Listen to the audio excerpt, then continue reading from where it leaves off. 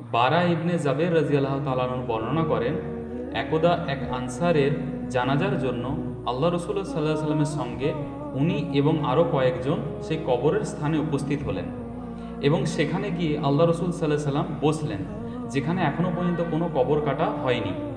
ঠিক সেই জায়গায় আল্লাহ রসুল সাল্লাহ সাল্লাম বসলেন এবং তার চারপাশে ওনারা বসলেন, সাহাবিরা বসলেন। সেই সময় আল্লাহ রসুল সাল্লাহ সাল্লাম একটি কাঠ নিয়ে ঠিক কবরের স্থানে খুঁড়তেছিলেন। খুঁড়তে খুঁড়তে উনি বলতে লাগলেন সাহাবাদের উদ্দেশ্যে, তোমরা কবরের আযাব বিষয়ে আল্লাহর কাছে তোমরা পানাহ চাও। এই কথাটি উনি পরপর 3 বার উনি বললেন। যখন কোনো মুমিন বান্দা, আল্লাহর যখন পরেজগার বান্দা, যখন তিনি ঠিক তার শেষ সময় আসে, অর্থাৎ তার ইন্তেকালের যখন সময় আসে, ঠিক সেই সময় সেই জান্নাত থেকে কিছু ফেরেশতা নেমে আসে এবং তাদের মুখমণ্ডল কেমন হয় না, তাদের মুখমণ্ডল হয় সূর্যের ন্যায় উজ্জ্বল। এবং তারা কিভাবে বসে না, দৃষ্টি যতদূর যায় তারা ঠিক সারিবদ্ধভাবে সেভাবে ওরা বসে যায়। এবং তাদের কাছে কি থাকে না, জান্নাতের কাফন থাকে এবং জান্নাতের সুগন্ধি থাকে। অর্থাৎ সেই সময় ঠিক মালিকুল মত এসে ওই ব্যক্তির কাছে হাজির হয় তার মাথার সামনে এবং তাকে সম্বোধন করে বলে যে, হে পবিত্র রূহ, তুমি আল্লাহর সন্তুষ্টির জন্য তুমি বের হও।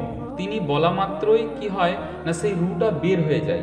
এবং এই হাদিসে যে রূহ বের হওয়ার যে উদাহরণটা বলা হয়েছে, সেটা কি ধরনের বের হবে, অর্থাৎ কলসি থেকে যেমন পানি বের হয়, ঠিক তার রূহটা তার শরীর থেকে সেভাবে বের হবে। এখানে কলসির উদাহরণ দিতে গিয়ে এটা বলা হয়েছে যে একটা রূহ খুব আসানির সঙ্গে, খুব সহজভাবে তার শরীর থেকে বেরিয়ে যাবে। তাই এখানে কলসি থেকে পানি গড়ানোর মতো উদাহরণটা এখানে দেওয়া হয়েছে। যখন ওই ব্যক্তিটি অর্থাৎ মুমিন বান্দার যখন শরীর থেকে রুহটি ঠিক বের করে নেওয়া হয়, তখন মালিকুল মত তার হাতে বেশিক্ষণ তার রুহটাকে রাখেন না। তিনি বের করানোর সঙ্গে সঙ্গে তিনি তার রুহটাকে কি করেন, সেই সুগন্ধি কাফনের মধ্যে দিয়ে দেয়। যে সুগন্ধি অনেক বেশি, দুনিয়ার সব থেকে বেশি সুগন্ধি, তাকে তার মধ্যে রেখে দেওয়া হয়। আর মালিকুল মত যখন ফেরেশতাটিকে কাফনের মধ্যে এবং সুগন্ধির মধ্যে নিল এবং সেটিকে নিয়ে তিনি প্রথম আসমানের নিকট গমন করলেন। ঠিক যেই সময় ফেরেশতা মালিকুল মত যেই সময় ওনার রুহটাকে নিয়ে যাচ্ছিল এবং যে ফেরেশতাদের নিকট দিয়ে পার হচ্ছিল, ঠিক সেই ফেরেশতারা তাকে সম্বোধন করে বলছিল যে অমুকের সন্তান অমুক, অর্থাৎ তার যে দুনিয়াতে যে ভালো নামটা, সেই নাম ধরেই তাকে ডাকা হতো এবং তাকে সম্মানিত করা হতো। তো এইভাবে তাকে প্রথম আসমানে তাকে নিয়ে যাওয়া হয়, এইভাবে তাকে সপ্তম আসমান পর্যন্ত নিয়ে যাওয়া হয় এবং তাকে একটি সম্মানীয় জায়গায় আল্লাহ পাক নির্দেশ দেন তার নামটা লেখার জন্য। এবং বাকি যে ফেরেশতাকে বলা হয় যে ওনাকে পুনরায় দুনিয়াতে ফিরিয়ে দাও, সম্মানের সঙ্গে তাকে দুনিয়াতে ফিরিয়ে দাও, তার রূহকে তার শরীরে ফিরিয়ে দাও। কারণ তাকে এই আখিরাতের সময় তাকে এই শরীর থেকেই, তাকে এই মাটি থেকেই তোলা হবে, তাকে এই মাটিতেই বানানো হয়েছে, এই মাটি থেকেই তোলা হবে, তার রূহকে পুনরায় সেই কবরে দিয়ে দেওয়া হবে, তার শরীরের মধ্যে রূহকে দেওয়া হবে। অতঃপর যখন রূহকে সেই বান্দার শরীরে যখন প্রবেশ করানো হবে, ঠিক 2 জন ফেরেশতা কবরের মধ্যে হাজির হবেন এবং সেই বান্দাকে জিজ্ঞেস করা হবে, বলুন আপনার রবকে।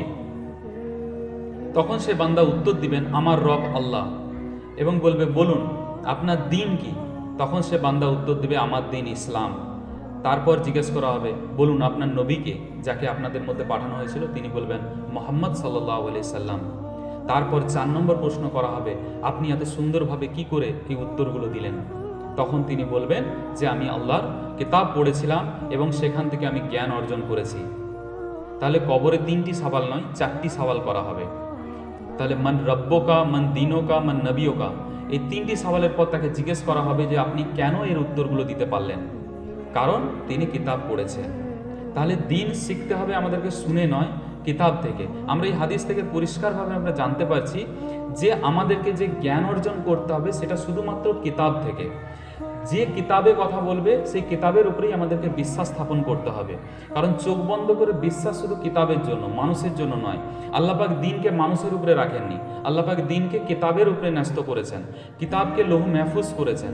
তাই আমাদেরকে জ্ঞান অর্জন করতে হবে কোথা থেকে না, কিতাব থেকে অর্জন করতে হবে।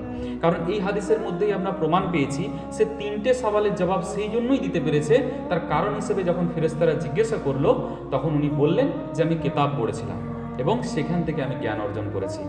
তাহলে কিতাব ছাড়া কোনো উপায় নেই এই 3টে সওয়ালের জবাব দেওয়ার। তারপর আসমান থেকে একটা ঘোষণা হবে যে উনি যা বলেছেন সব সত্য বলেছেন।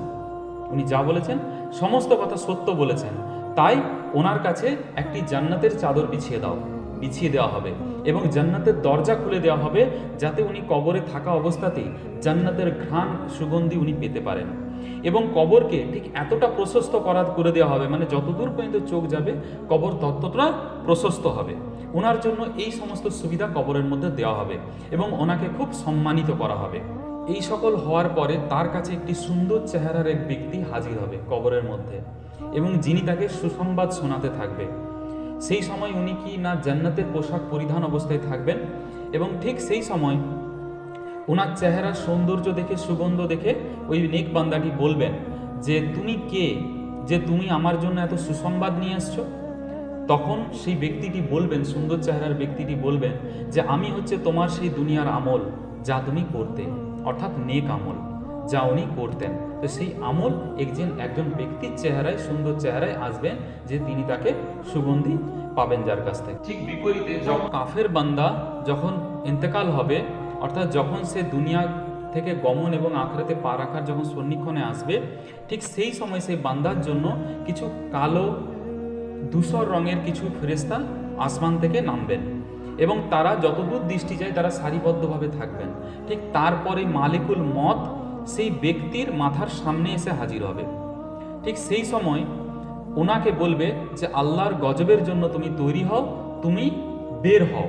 ওনার বলা মাত্রই তার শরীর থেকে সেই রুটা বের হয়ে যাবে এবং সেই রুকে যে রাখার যে স্থান হবে একটা মোটা কাপড়, তিনি তাকে হাতেও বেশিক্ষণ রাখবেন না, তাকে সোজা সেই মোটা কাপড়ের মধ্যে রেখে দিবেন এবং তাকে নিয়ে আসমানের দিকে যাওয়া হবে। আসমানের দিকে যাওয়ার সময় যে ফেরেশতাদের মাঝ দিয়ে যখন যাওয়া হবে, তখন সে ফেরেশতারা বলবে কে এই খব্বিস, এবং তাকে সব থেকে দুর্নাম দিয়ে ডাকা হবে, তাকে অসম্মানিত করা হবে। তখন বলবে এই অমুকের সন্তান অমুক, অর্থাৎ তাকে কোনো রকম সম্মান করা হবে না, তাকে লাঞ্ছিত করা হবে। তাকে যখন প্রথম আসমানে নিয়ে যাওয়া হবে, তার জন্য আসমানের দরজাটাও খোলা হবে না, তার জন্য আসমানের দরজাটাও বন্ধ করে দেওয়া হবে। অতঃপর আল্লাহ পাক কি করবেন না, তার রুটাকে সব থেকে নিচে তার নামটি লেখা হবে এবং তাকে আসমান থেকে সজোরে ছুঁড়ে ফেলে দেওয়া হবে। যেমন আগের রুয়ের ক্ষেত্রে, ইমানদার বান্দার ক্ষেত্রে সসম্মানে তার রুকে তার শরীরে ফেলে দেওয়া হবে, কিন্তু এই রুয়ের ক্ষেত্রে তাকে আসমানেও প্রবেশ করতে দেওয়া হলো না, সঙ্গে সে আসমান থেকে তাকে তার রুটাকে নিক্ষেপ করে দেওয়া হবে সজোরে। অতঃপর আল্লাহ রসুল সাল্লাল্লাহু আলাইহি ওয়াসাল্লাম সূরা হাজের 31 নম্বর আয়াতটি তেলাওয়াত করলেন, আর যে আল্লাহর সাথে শিরিক করে সে যেন আকাশ থেকে পড়ল, অতঃপর পাখি তাকে ছোঁ মেরে নিয়ে গেল, কিংবা বাতাসে সে অন্য জায়গায় গিয়ে পড়ল। অতঃপর সেই শিরিককারী ব্যক্তির শরীরে সেই রূহকে ফেরত দেওয়া হবে এবং সেই সঙ্গে তাকে দুটো ফেরেশতা আসবে, দুটো ফেরেশতা এসে তাকে সওয়াল জবাবের জন্য তার সামনে হাজির হবে এবং তাকে প্রশ্ন করা হবে তোমার রবকে বলুন। তখন সে বলবে হায় হায় আমি তো জানি না। তারপর তাকে জিজ্ঞেস করা হবে বলুন তোমার দিন কি, সে তখনও হাই হাই করবে না আমি তো জানি না। এবং তাকে বলা হবে যে বলুন আপনার নবীকে, অর্থাৎ আপনাদের মাঝে যাকে পাঠানো হয়েছিল তিনি কে, তখনও তিনি বলবেন হাই হাই আমি তো জানি না। তখন আসমান থেকে একটি শব্দ আসবে যে এ মিথ্যা বলছে এবং ঘোষণা করা হবে যে ওনার নিচে জাহান্নামের চাদর বিছিয়ে দাও এবং তার দিকে জাহান্নামের একটি দরজা খুলে দাও, যাহাতে এই জাহান্নামের তাপ তাকে যাতে গ্রাস করে, এবং মাটিকে ঘোষণা করা হবে যাতে তাকে দুদিক থেকে যাতে তাকে চিপে দেওয়া হয়। অর্থাৎ আমাদের যে হাড়ের পাঁজর থাকে সে ব্যক্তির জন্য হবে কি হাড়ের পাঁজর একে অপরের দিকে ঢুকে যাবে, তাকে এই মুমূর্ষ শাস্তি কবরেই সে পাবে। ঠিক সেই সময় একটি কুৎসিত চেহারার এক ব্যক্তি তার সামনে এসে হাজির হবে ওই কবরে। সে সব সময় বলবে তার সামনে এসে যে আমি হাজির হয়েছি, সুসংবাদ গ্রহণ করো তোমার অনিষ্টের জন্য, মানে তোমার সমস্ত খারাপির জন্য তুমি সুসংবাদ গ্রহণ করো, এবং সে তার জন্য খারাপি ডেকে নিয়ে আসবে। তখন ব্যক্তিটি অবাক হয়ে তাকে জিজ্ঞেস করবে, বলবে আপনি কে যে আমার জন্য সবসময় আপনি অনিষ্ট ডেকে নিয়ে আসছেন? তখন সে বলবে আমি তোমার সেই খব্বিস আমল যা তুমি দুনিয়াতে করতে। কি সেই আমল? না আল্লাহর হুকুমকে ছেড়ে দেওয়া, এটি হচ্ছে খব্বিসি আমল আমাদের। যে আমরা আল্লাহর হুকুম থেকে আমরা সরে গেছি। আমরা প্রথম যে ব্যক্তিটির আমরা উদাহরণ যেটা পড়লাম, যে ব্যক্তিটি ছিল ইমানদার, তার 3টে সওয়ালের জবাব সে দিতে পেরেছিল, কিন্তু এই ব্যক্তিটি দিতে পারেনি। ওনার সঙ্গে ইনার যে সাধারণ পার্থক্যটা কি ছিল? পার্থক্যটা একটাই ছিল, উনি তার জবাবের শেষে বলেছিলেন যে আল্লাহর কিতাব থেকে আমি জ্ঞান অর্জন করেছিলাম, আমি আল্লাহর কিতাব পড়েছিলাম, তার উপরে আমল করেছিলাম। ইনি পারলেন না জবাব দিতে। কেন না? উনি দুনিয়ার বিভিন্ন কাজে মশগুল ছিলেন, আল্লাহর কিতাব পড়ার তার কাছে টাইম ছিল না। আল্লাহর কিতাব না পড়লে আল্লাহর হুকুম জানবে কোথা থেকে? সম্ভবই নয়, অসম্ভব একটা কাজ। দুনিয়ার যত মানুষের কথা তুমি শুনে নাও না কেন, যত মানুষের কথাকে তুমি বিশ্বাস করে নাও না কেন, কোনো ওয়াদা নেই। কারণ আমরা পরিষ্কার হাদিসের মধ্যে জানতে পেরেছি যে একমাত্র তোমার সঠিক জ্ঞান যা তোমাকে কবরের আযাব থেকে তোমাকে রক্ষা করবে এবং ফেরেশতাদের কাছে সম্মানিত করবে এবং আল্লাহর কাছে তুমি সম্মানিতর পাত্র হবে। কি জন্য? কোরআনের জন্য। অর্থাৎ কোরআন থেকে তালিম করে, তার থেকে জ্ঞান অর্জন করে আমল করলেই তবে আমরা কবরের 3টে জবাব দিতে পারবো, 3টে প্রশ্নের জবাব আমরা দিতে পারবো।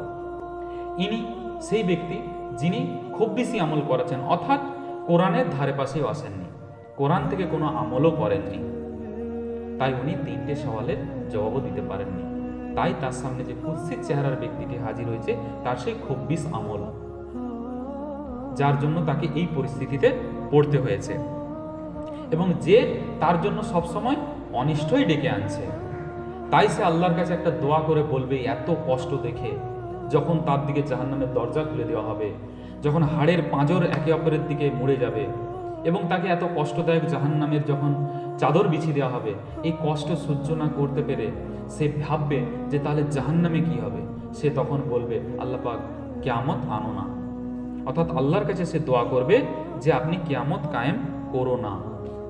আল্লাহ রাসূল সাল্লাল্লাহু আলাইহি ওয়াসাল্লাম সূরা আরাফের 40 নম্বর আয়াতটি পাঠ করে বলবেন, যেখানে আল্লাহ পাক বলছেন তাদের জন্য আসমানের দরজা খোলা হবে না এবং তাদের জন্য জান্নাতও খোলা হবে না, ঠিক যতক্ষণ না পর্যন্ত একটি সূচের মধ্যে দিয়ে উট যেতে পারে। আমরা জানি একটা উটকে সূচের মধ্যে দিয়ে যাওয়া একটা অসম্ভব, যেমন বাস্তবে যে উদাহরণ অসম্ভব, ঠিক ওই সমস্ত শিরিককারী ব্যক্তির জন্য জান্নাতে যাওয়া এবং আসমানে প্রবেশ করা ঠিক ততটাই অসম্ভব। তাই আল্লাহ রাসূল সাল্লাল্লাহু আলাইহি ওয়াসাল্লাম বলছেন যে এটা কখনোই সম্ভব না আল্লাহ পাকের এই কোরআনের আয়াতটি তিলাওয়াত করে। ইনশাআল্লাহ আমরা চেষ্টা করব যে কোরআনকে সহিভাবে পড়ি এবং বুঝি এবং তার উপরে আমল করি, যাতে আমরা সবাই ঠিক সেই কবরের সেই সন্নিক্ষণে যেখানে আমাদের 3টে সওয়াল করা হবে, যাতে আমরা সঠিকভাবে সেই সওয়ালের জবাব দিতে পারি। আমরা কোরআন থেকে তালিম করি এবং কোরআন থেকে শিক্ষা অর্জন করি এবং কোরআনের উপরেই আমরা আমল করার চেষ্টা করি।